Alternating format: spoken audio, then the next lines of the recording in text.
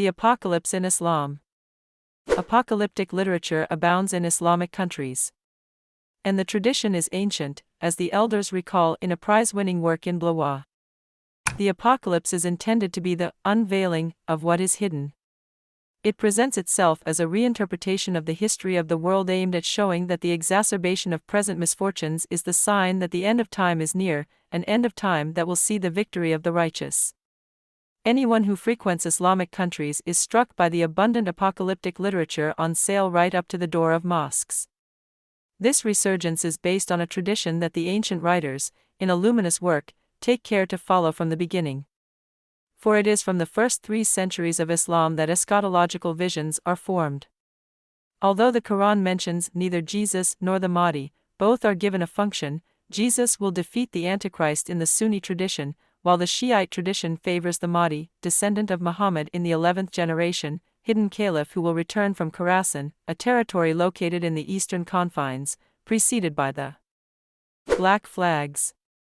On these bases, 5 great masters of medieval Islamic thought developed between the 12th and the end of the 15th century as many apocalyptic visions of different sensibilities, but often in relation to the political concerns of the time: the Crusades for Ibn Arabi, the fall of Córdoba for Al-Qurtubi, the Mongol invasions for Ibn Kathir, the power of the Turks identified with Gog and Magog for Ibn Khaldun, the annihilation of Andalusian Islam and the approach of the 10th century of Islam for Al-Suyuti.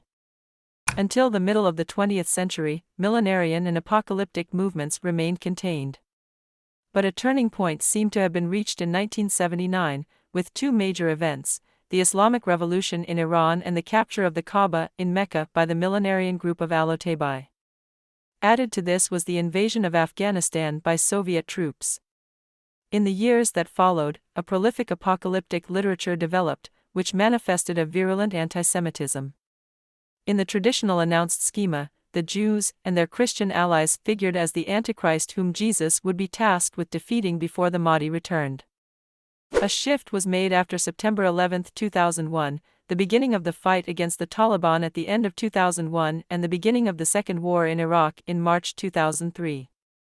If the Jews continue to be denounced, the real culprits of the misfortunes of the Muslim world are now the Christian Zionists, led by American televangelists, who through a literal reading of the Bible validate the war objectives of Israel and the Crusader powers.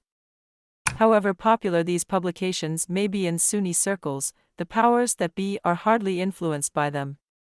On the contrary, among Shiites, in Iran and in the Iraqi militias, the return of the Mahdi is experienced as an ongoing process. Iranian President Ahmadinejad willingly lets himself be presented as the commander of the Mahdi's troops. Ibn Arabi's book, based on a rigorous analysis of this popular subliterature, brings to light the power of obscurantism within poorly educated populations who feel abandoned. The apocalypse guarantees them a bright future whose imminence is attested to by the sufferings of the present.